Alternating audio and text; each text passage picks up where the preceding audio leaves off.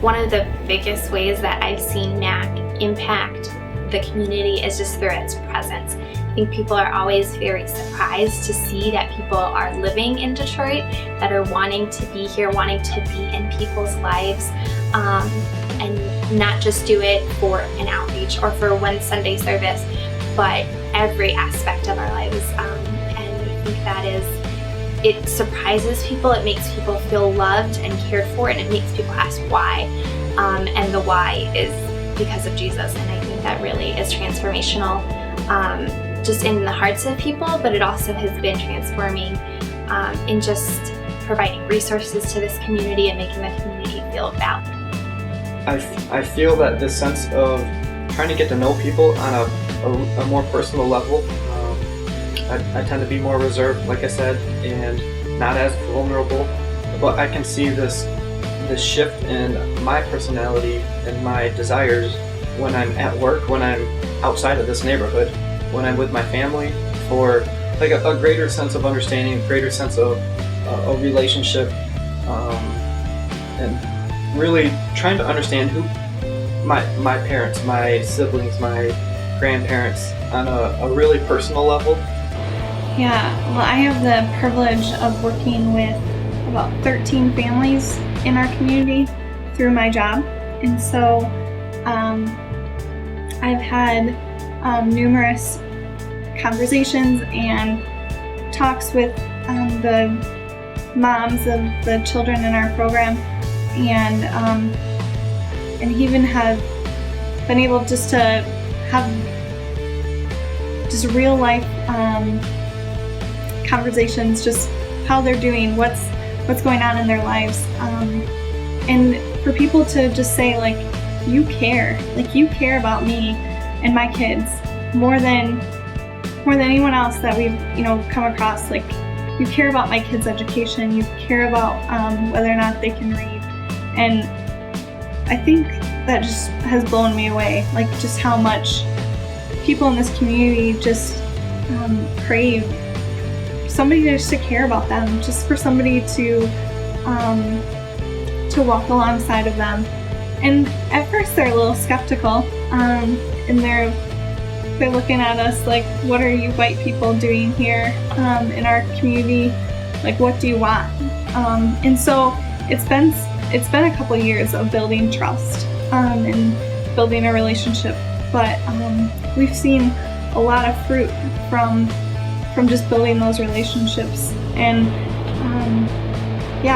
we've seen people start to trust us, and I think that that's only going to build the longer that we're here, because a lot of people believe that we'll leave after a few years,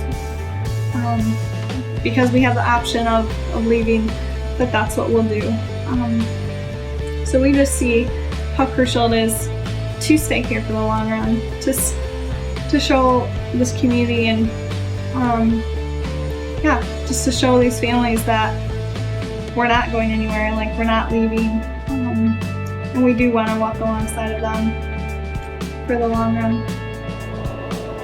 I mean, there's a large problem in Detroit of lack of father figures, lack of male role models for these guys. So when circumstances like when we move into a house, we've lived in a house or an apartment, and there's next door younger school age guys, they're attracted to you, they want to hang around you, you drive up and park in front of the house, and before you get out of your car, like, they're swarming you and asking you, like, what are you doing, do you want to play, you got a football, can we throw it, so seeing the opportunities and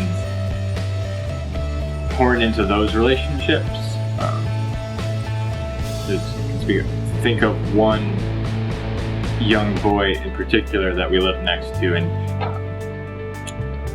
the first year we lived next to them, we got to know his family a little bit, and they were coming around a little bit, but after that ice was sort of broken, they were knocking on the door, daily to hang out with one of my roommates or myself, and they always wanted to play video games and just hang out, of course, but we used it as an opportunity, and my roommate did a great job of using it as an opportunity to, hey, like, kids in 5th grade, like, do you have any homework? Like, do you need help with your homework? Like, you gotta get your homework done before. So he'd bring over his science books, his math books. Like, he'd read to us. We'd help him with his math problems. If he had any questions. Finish his homework, and my buddy said, all right, well, if you guys want to play video games, like, we're gonna sit down and we're gonna spend 15 minutes reading from this children's Bible. You guys can read. And they would sit down and actually have devoted Bible study time with these neighborhood kids before they were like playing video games. And it turns out, like, even some of the times they didn't even want to play video games. They just wanted to sit down and read. And using those opportunities and seeing those kids really thirst for that, and thirst for the attention, thirst for the help reading, thirst for wanting to ask questions and learn more about what the Bible says and who Jesus is was amazing. And granted, we don't see a ton of long-term effects from that now, and a lot of these kids actually have moved because the turnover of living in homes in Detroit is very, very fast. People don't stay in one place very long. They move here, they move there. But just praying and hoping that even those seeds that are planted at a young age will be watered and will grow into fruition as those kids get older. Hopefully get them hope through some difficult times that they may have.